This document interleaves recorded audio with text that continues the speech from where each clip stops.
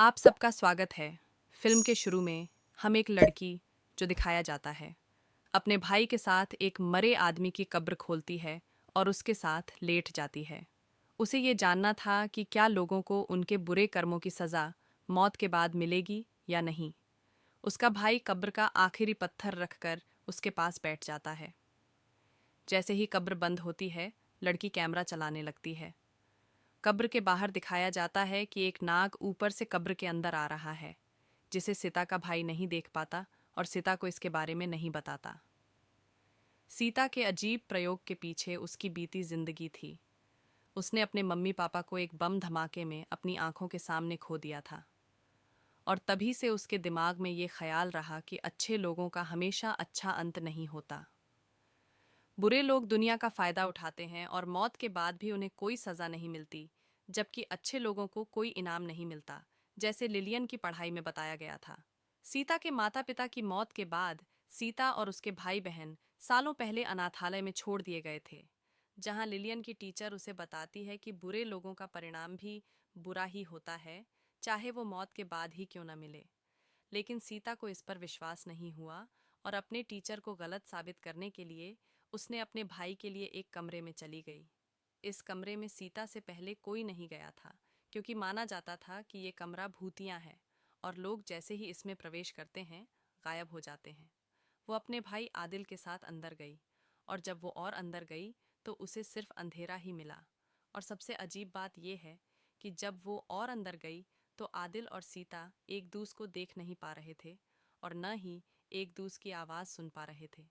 सीता अपने भाई के बारे में चिंतित है, और जब वह आगे बढ़ती है तो उसे इस सुरंग में एक बच्चा नजर आता है जो बहुत डरा हुआ और घबराया हुआ है। ये बच्चा नहीं बल्कि उसकी आत्मा थी, और जब उसने अजीब तरीके से सीता को अपना नाम बताया तो सीता डर गई। बच्चे ने थोड़ा डरावने तरीके से अपना नाम इस्माइल बताया, इसीलिए सीता डर गई और सुरंग से बाहर आ गई, जहां उसने देखा कि आदिल और गांव वाले उसका इंतजार कर रहे थे। ये लोग फिर से अनाथालय में छोड़ दिए गए हैं, जहां आने के बावजूद सीता के मन में सिर्फ एक सवाल था कि इस्माइल की आत्मा इस सुरंग में कैसे आई। उसकी आत्मा ऐसे क्यों भटक रही है। उसने यहाँ के शिक्षकों और काम करने वालों का पीछा करना शुरू कर दिया और उनकी बातें सुनने लगी। और एक दिन जब एक शिक्षक और एक देखरेख करने वाला बात कर रहे थे, सीता को इस्माइल की असली पहचान का पता चला। उसे पता चला कि यह अनाथालय एक बहुत ही अमीर आदमी का है, लेकिन उसने इस अनाथालय को अच्छे मकसद से नहीं बनाया। उसने बच्चों की मदद करने के लिए यह अनाथालय नहीं बनाया, बल्कि यह अनाथालय उसने अपने लिए बनाया। उसने यहाँ बेबस बच्चों की मदद की, और जो बच्चे उसे पसंद थे उन्हें ले गया। आदिल कहता है कि उसे ये सब करना सही नहीं लगा। ऐसा करने से बुरे लोगों को ज्यादा फायदा मिलेगा और अच्छे लोगों की कोई इज्जत नहीं करेगा। आदिल सीता से कहता है, तुम भी ठीक नहीं हो। तुमने भी सिर्फ अपने बारे में सोचा। तुमने वृद्धाश्रम में भी अपनी जिम्मेदारी सही से नहीं निभाई। वो तुम्हारी जिम्मेदारी थी। आदिल के शब्दों को सुनकर सीता का दिल टूट गया, और वो घर जाकर अपने माँ बाप की तस्वीर लेकर बहुत रोई। रोते रोते उसे ऐसा लगा जैसे लाओ पाई ने उसे बुलाया हो। उस आवाज़ का पीछा करते हुए वो एक कमरे में चली गई, लेकिन यहाँ कोई नहीं था। लाओपाई मर चुकी थी। जब उसने इस कमरे का दरवाज़ा बंद किया तो उसे फिर से लाओपाई की आवाज़ सुनाई दी।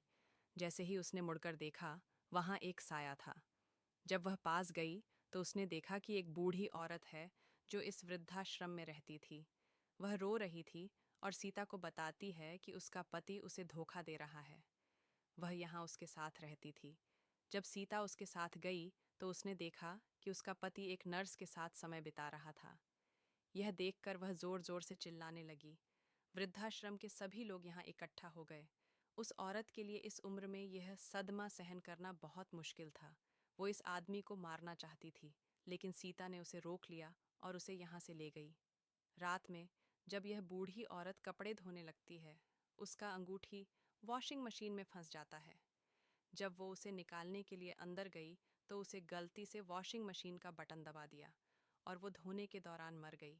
जैसे ही सबने उसकी चीख सुनी, उन्होंने उसे बाहर निकाला, लेकिन तब तक बहुत देर हो चुकी थी। आदमी अपनी पत्नी की मौत से बहुत दुखी था, क्योंकि उसने अपनी पत्नी से माफ़ी भी नहीं मांगी थी। इस सदमे में वो रो रहा था और पागल हो रहा था। सीता उस बूढ़े आदमी के लिए कुछ करना चाहती थी। आदिल के शब्द उसके दिल में थे, इसलिए उसने अपने वृद्ध आश्रम में रहने वाले एक तांत्रिक के पास जाने का फैसला किया। उसने पूछा, क्या वह उस बूढ़ी औरत की आत्मा को बुलाने के लिए कुछ कर सकती है? तांत्रिक ने सहमति दी और वह कुछ बुजुर्गों के साथ एक गोल मेज पर बैठ गई। वहां उन्होंने कुछ मोमबत्तियां जलाईं। एक आदमी की कमी थी। उन्होंने सीता से कहा कि वह यहाँ बैठ जाए, लेकिन सीता डर गई। फिर भी उनके अनुष्ठान को पूरा करना था। मजबूरी में सीता को बैठना पड़ा। अनुष्ठान करते ही बूढ़ी औरत की आत्मा तांत्रिक के अंदर आ गई। शामान ने उस बूढ़ी औरत की आवाज में बोलना शुरू किया, जो मर चुकी थी। जैसे ही उसने अपनी आवाज सुनी, उसके पति ने उससे माफी मांगने की कोशिश की, लेकिन बूढ़ी औरत ने कहा, मैं तुम्हें ऐसे माफ नहीं करूंगी जब तक तुम उस औरत को नहीं मारते जिससे तुमने मुझे धोखा दिया। यह सुनकर सीता को कुछ गलत लगने लगा। उसने तुरंत शमन से कहा कि यह अनुष्ठान रोक दो, लेकिन फिर सभी बूढ़े लोग उस बूढ़ी औरत की आवाज में बोलने लगे कि उस औरत को मार दो। सीता को खतरा महसूस हुआ, इसलिए उसने अनुष्ठान से उठ। सीता को लगा कि उसने सीता का सुबह का शो देखा था, लेकिन सीता उस सुबह के शो में कुछ भी साबित नहीं कर सकी। क्या मरे हुए लोगों को सजा मिलती और कुछ कब्रों को शांति मिली? इसका मतलब था कि मौत के किया। लेकिन उसने ईरान कुंडल में क्या देखा? जो उसने देखा, वहां लाओ बाई की हड्डियां भी नहीं थीं। अचानक कब्र की मिट्टी और कब्र के पत्ते उसके ऊपर गिरने लगे। उनसे बचने के लिए उसने सामने एक गड्ढा खोद दिया और वो अंदर चली जाती है। जैसे ही वो आगे बढ़ती है, सुरंग में वो गई। ये वही सुरंग थी जिसमें उसे इस्माइल मिला था। वो सुरंग इस शहर में नहीं थी। सीता ने सोचा, शायद ऑक्सीजन की कमी के कारण उसे भ्रांति हो रही है। जब वो सुरंग में गई तो उसने सीता के बचपन को देखा। एक कांच की खिड़की के बाहर उसके माता पिता खड़े थे, उसे हाथ हिलाकर बुला रहे थे।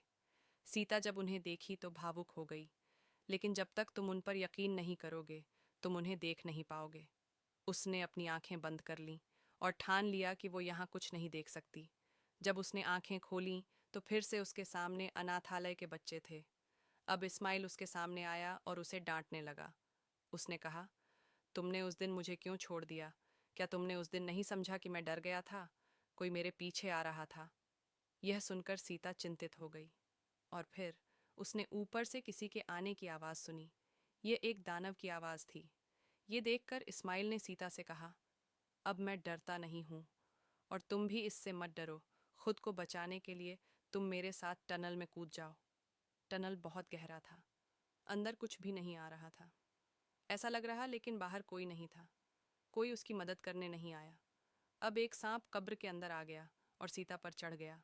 उसने सीता को डंस लिया और फिर वो लाओ बाई के मुंह के अंदर चला गया।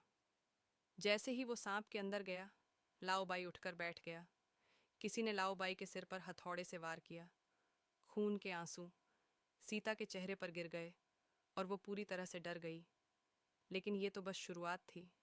लाओ बाई का सिर टूट गया।